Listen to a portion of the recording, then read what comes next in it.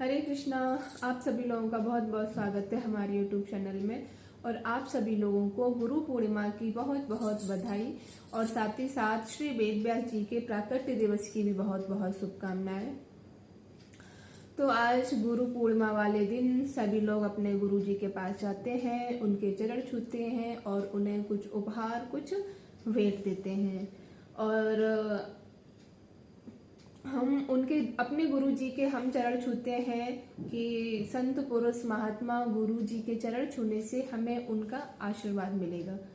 लेकिन मैं आप लोगों को बताना चाहती हूँ कि अगर सच में गुरु जी का आशीर्वाद चाहिए तो गुरु के चरणों में तो चरण छूने से तो आशीर्वाद मिलता ही है, लेकिन गुरु का आशीर्वाद उनके चरणों से ज्यादा उनके मुख में होता है। जो वो अपने मुख से जो आपके लिए जो मंत्र देते हैं, जो वचन आपके लिए कहते हैं, तो अगर आप उनका पालन करें तो वो उनका आशीर्वाद होता है। लेकिन आजकल हमने देखा है कि गुरु बनाने का सिर्फ यही महत्व रह गया है कि हम जाके उनके चरण छुआएं और उन्हें कुछ दान दक्षिणा दे आएं, जिससे कि हमें बड़ा ही पुण्य लगेगा और हम जो भी पुण्य कार्य करेंगे उनका हमें फल मिलेगा। इस कारण हमारे गुरु होने चाहिए। जब कोई व्यक्ति गुरु बना लेता है तो उसके सारे बुरे कर्म नष्ट हो जाते हैं, उसके अंदर की सारी बुराइयां नष्ट हो जाती हैं, खत्म हो जाती हैं। तो हमें बड़ा ही लगता है कि हमारे गुरु हैं तो हम बड़े पुण्यात्मा, बड़े ही धर्मात्मा बन गए क्योंकि हमारे गुरु हैं। तो गुरु बनाने मात्र से आपके अंदर की जो बुराइयां हैं वो नष्ट नहीं होंगी।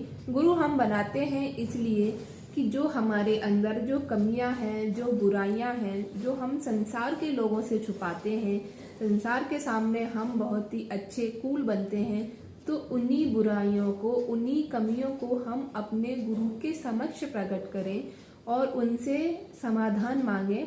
लेकिन हम लोग तो गुरु के सामने भी बड़ा ही ढोंग रचते हैं, गुरु के सामने बड़ी ही ज्ञान भरी बातें करेंगे, बहुत ही ऐसे दिखाएंगे कि बिल्कुल गुरुजी अब आपके बाद हम ही हैं इस दुनिया में, जो कुछ भी है सो।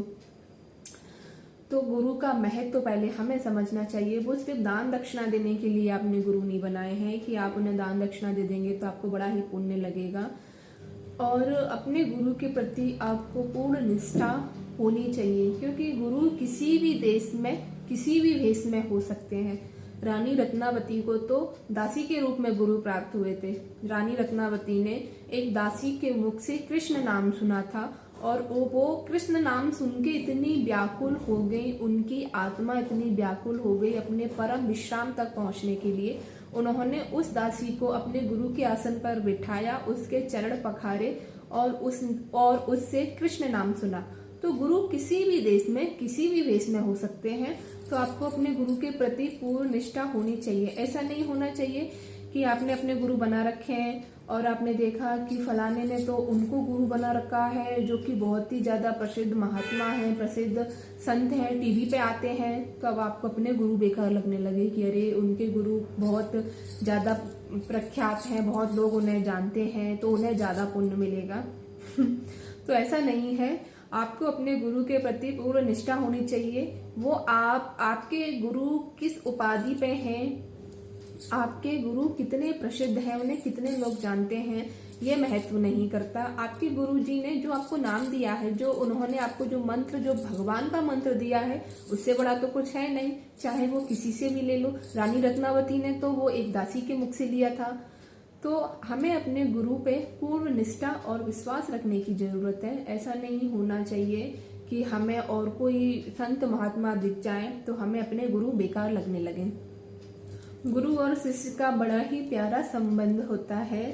हमारे जन्मदाता तो हमारे माता पिता होते हैं, लेकिन हमारे कर्मों के दाता हमारे गुरु को भी माना जा सकता है। अगर हम उनके कहे बोले बताए गए बातों, उनके नियमों और उनके मंत्रों का उच्चारण करें तो वो काफी हद तक हमारे कर्म का निर्माण करते हैं हमारे गुरु। संसार के लोग आपसे रिश्ता तोड़ देते हैं इसलिए क्योंकि आप में बहुत बुराइयां होती हैं, आपके बहुत से ऐसे गुण होते हैं जो सामने वाले को पसंद नहीं आते हैं। बस एक गुरु ही होते हैं जो हमें बुराइयों के साथ अपनाते हैं। आपके अंदर जितनी बुराइयां होंगी वो सबको स्वीकार करते हैं और वो कहते हैं भगवान का भजन करो सब ठीक हो जाएगा, भगवान का भजन करो। तो अपने गुरु के समक्ष अपनी कमियों को बताया करो। अपने जो आपका मन में जो चल रहा है उसे स्टेटस पे लगाने की बजाय आप उसे अपने गुरु के सामने बताया करो। हमें भजन करने में बहुत ज्यादा आलस आता है, हमें नींद आती है, जो कुछ भी आपके साथ होता है वो उन्हें बताया करो। अगर आपके गुरु आपसे कुछ पूछते हैं तो उनसे सत्य भाषण करने का आप संकल्प लो कि हम उनसे सत्य ही बोलें। जो हमें परेशानियां हो रही हैं हम उन्हें बताएं, लेकिन हम साल में एक बार तो उनसे मिलने जाते हैं और ऊपर से इतने सारे तोहफे गिफ्ट और जो कुछ भी दान दक्षिणा होती है वो ले जाते हैं, उनके चरण छुआते हैं। अब उन्हें कुछ पता नहीं है कि तुम्हारे जीवन में क्या चल रहा है, और आपको लगता है सिर्फ हमने दान दक्षिणा दे दी और वो भी अपने गुरु को दे दी।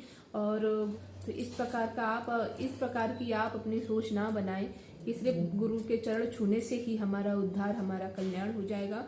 हमें जीवन अच्छी तरीके से हम जी सकें, ऐसा नहीं कि जो व्यर्थ ऐसे ही जीवन हमारा बीता जा रहा है पशुओं की भांति, उस प्रकार ना बीते। इसलिए हम गुरु बनाते हैं कि वो हमें सही राह दिखाएं, वो हमारे जीवन में सार्थकता लाएं।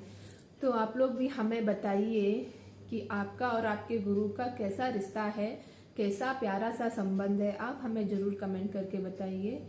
और आप सभी लोगों को एक बार फिर से गुरु पूर्णिमा की बहुत बहुत बधाई और बहुत बहुत शुभकामनाएं। हरे कृष्णा।